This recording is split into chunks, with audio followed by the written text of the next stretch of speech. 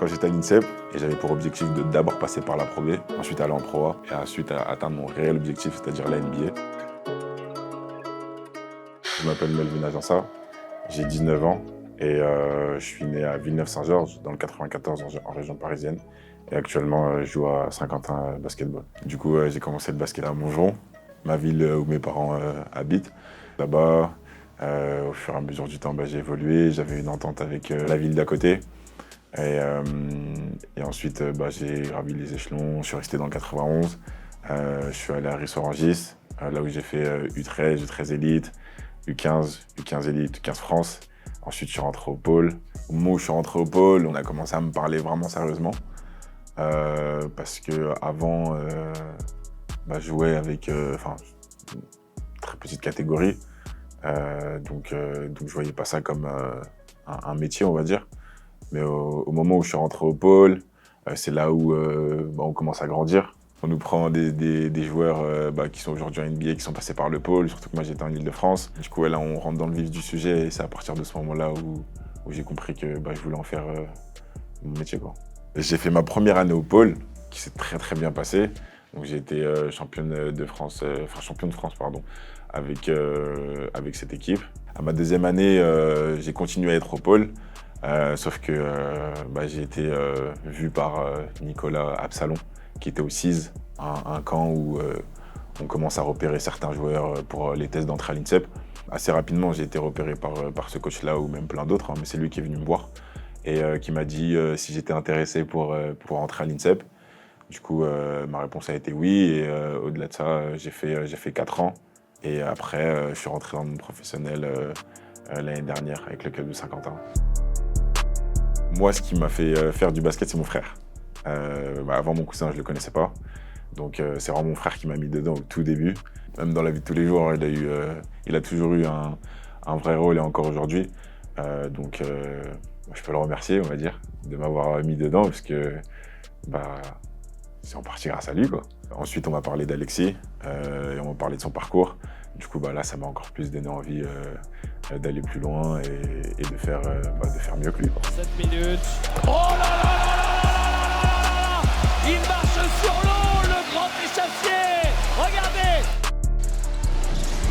Ricardo Brie. Oh! C'est pas possible! C'est le dunk des playoffs avec Alexis Agença! La première fois que j'ai entendu parler de Melvin Agença, c'était la saison dernière, avec le magnifique parcours de Saint-Quentin en Pro B. Ça a été une surprise de voir cette équipe-là aussi haut dans le classement de Pro B et accéder donc à la Betclic Elite. Et c'est vrai que quand je me suis penché sur le roster, quand j'ai commencé à regarder quelques matchs pour voir un petit peu à quoi ça ressemblait, parce que c'est une équipe qui jouait très bien au basket, j'ai découvert donc le cousin, il me semble, d'Alexis.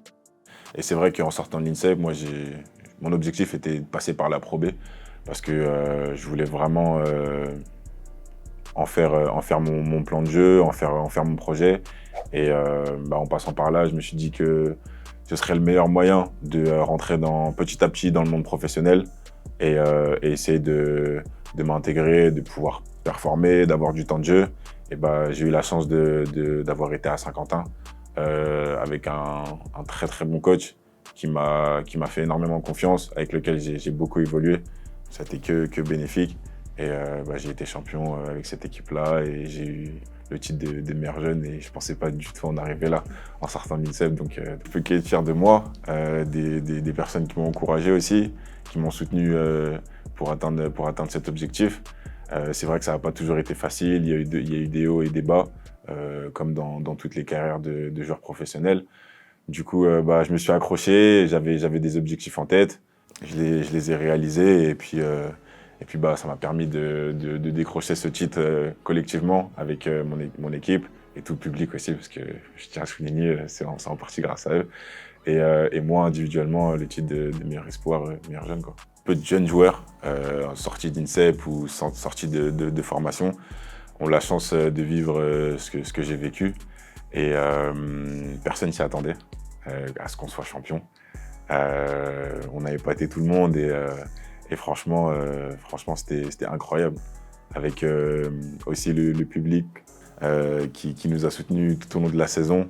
Et franchement, ils ont été là du début à la fin. Et vivre ça au sein de plusieurs personnes qui nous accompagnent, les rendre fiers, en tant que jeune joueur, c'est incroyable.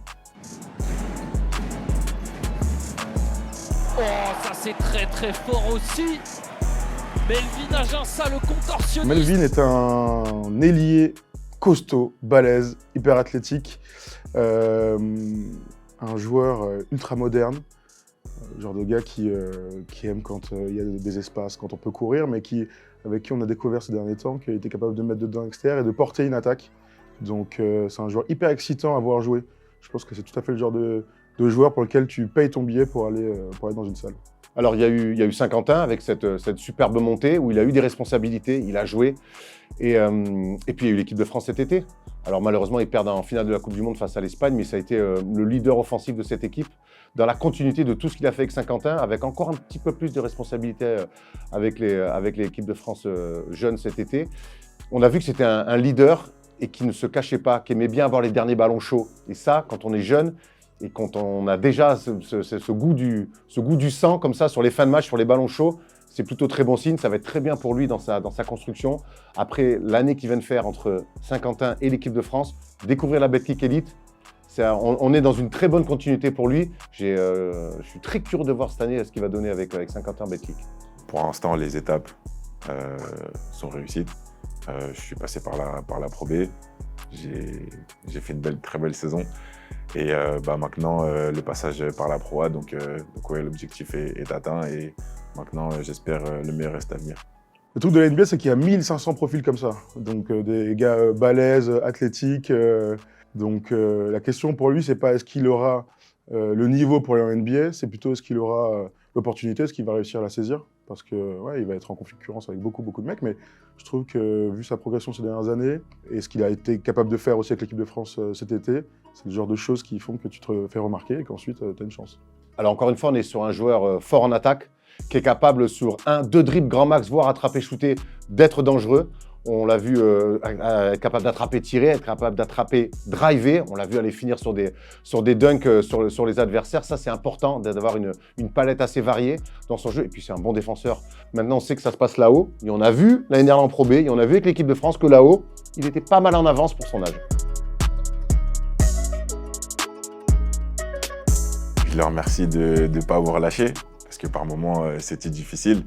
Ouais, je peux que le remercier, hein, parce que ça m'a vraiment aidé, en tout cas d'être passé par là, le Melvin d'il y a 5-6 ans. Et aujourd'hui, grâce à cette personne-là, j'en ressors en tant qu'homme et j'en ai appris énormément.